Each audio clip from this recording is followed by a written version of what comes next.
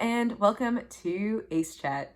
You may have noticed this is not an interview, even though I said it was going to be. I realized that after taking a week off due to mental health things that you can look at here, wherever it shows up, that I had thrown off my schedule and that this was the first week of Pride. So decided to take a beat, make this video first, and go into the interview next week. Getting back on schedule then, I promise. So what is this video? This video is all about why it is important for asexuals and aromantics to be included in LGBTQIA spheres. Why we are deserving of the support and validation offered by those communities, as well as why some people are a little hesitant to extend those resources, that community. I wanted to kick things off by going over some common things I've heard in terms of why aces and aros are not really part of the LGBTQIA community, and then I wanted to break down the flaws I see in those arguments. The first one I've heard, so this one you hear just a lot in general, right? That aces and aromantics aren't even real. They are. Moving on. Okay, I'll actually spend a second talking about this. Aces and aros are not new conceptually. It's not like we just came out yesterday and we're like, oh yeah, here's this cool new term, I want to be that. It's something that we just are and finally had the terminology to explain.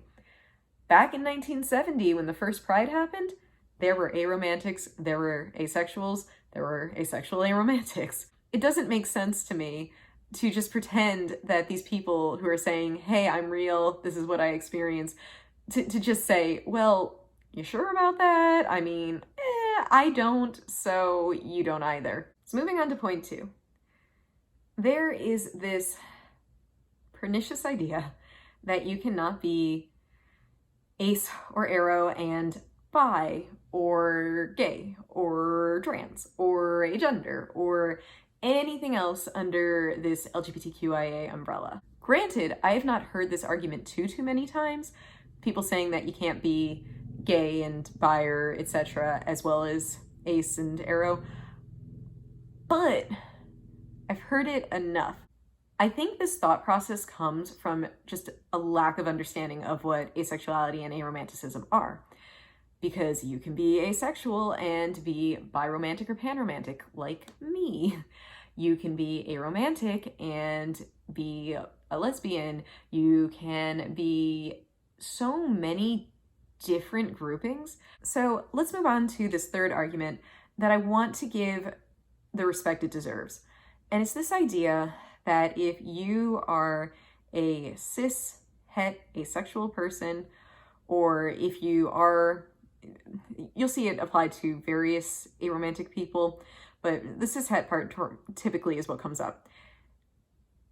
Then you are straight passing and you do not have a right to claim a queer identity. I do understand where this idea is coming from. If you dress a certain way or act a certain way or have a certain partner with whom you're seen, you are more likely to get pegged as being queer. You're more likely to suffer hate and possibly outright harm for being who you are and appearing and acting how you do. However, I think this way of thinking is part of the reason why we have so much bi and pan erasure. Because if you are bi or pan and you are with an opposite gendered partner, you probably won't come across as openly, obviously queer either, but you still have every right to say that you are queer.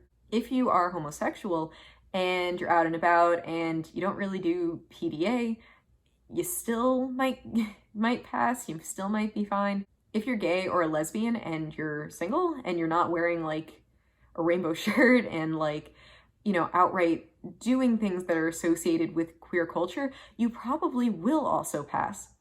I'm not saying this is true 100% of the time. I'm saying that the argument is invalid because this is not 100% of the time true for 100% of people who fall under this umbrella anyway. I think that a lot of people, because asexuality is so underrepresented, is pretty unknown, they don't realize that aces go through a lot too, that aromantics face prejudice and discrimination too.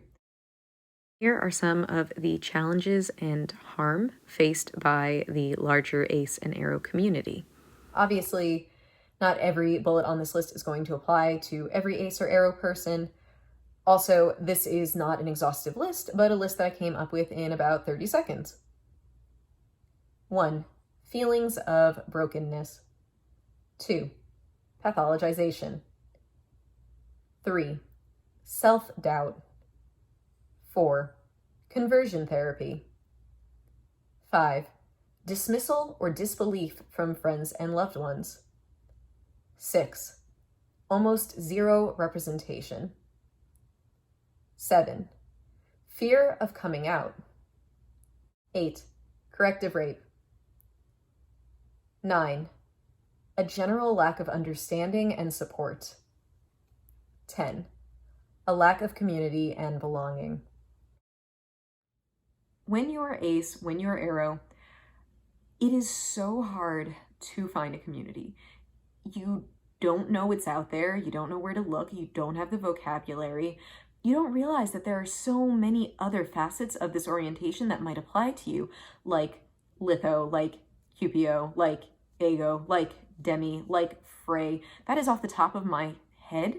And that's because I'm pretty immersed in this, right? It's because I talk to people all the time about their experiences.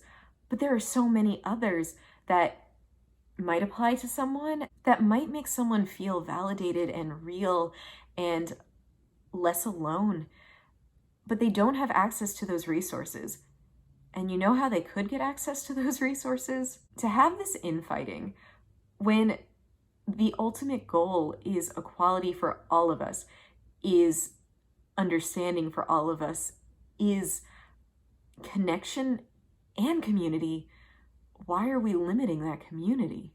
Another argument I've seen is that asexuals and aromantics will make these spaces less safe for other people under the acronym. And this is upsetting to me in the sense that that could happen with any individual entering this group.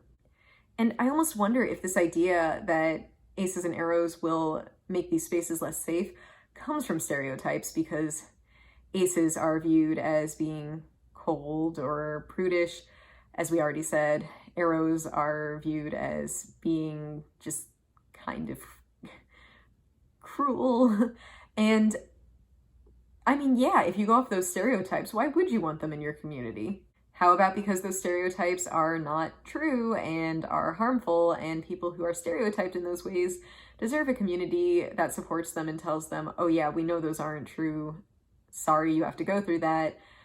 You shouldn't have to.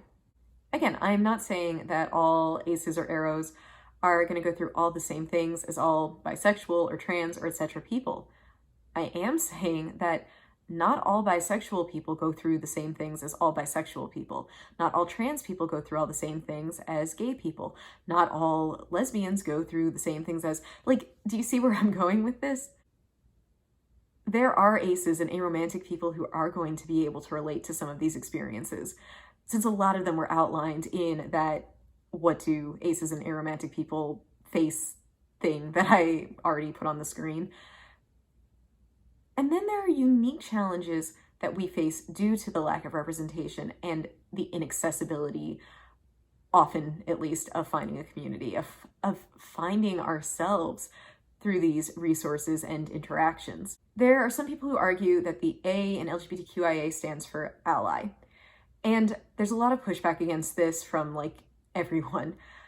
But there is less pushback from me in the sense that my understanding is that this ally, it was actually meant to serve as a space for people who were not yet ready to come out, who for some reason could not, right? So we had a space in LGBTQIA for people who were passing as het cis allo, for people who were trying to figure themselves out, for people who we still acknowledged as being queer. So if we're willing to do that, which I think we should, why are we not doing the same thing for asexuals and aromantics? Anyway, like I said, I plan to talk more about this, but because it is Pride and because I am a proud pan-bi romantic ace, possibly non-binary agender person, it's important to me that people find that pride in them, that they understand that just because certain members of the LGBTQIA community say that you are not one of us, doesn't mean that everyone thinks that way, for one. And for two, I'm gonna go so far as to say it doesn't mean anything about your ability to self-identify, doesn't mean you can't call yourself queer, can't say that you're part of this community. As a side note, that doesn't mean that I'm saying everyone who is ace or aro is queer, that they have to go and like go to their next LGBTQIA community meeting. There's a community meeting, the ace agenda. What I am saying is they should be given the option same way as anyone else who falls under one or more of those letters. So yeah, this has been Ace Chat. If you would like to be interviewed, reach out to acechathats@gmail.com. Make sure to follow us on Insta and Twitter.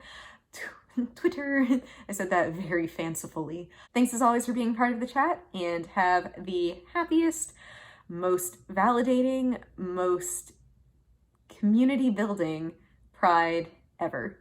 Until next year. Bye!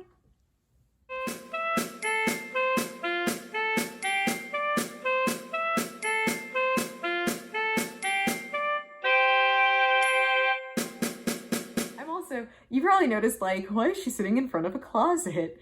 This is not like part of the message. I'm at my parents'. This is my brother's room. Where are you supposed to film? But I mean, it does work, I guess, symbolically.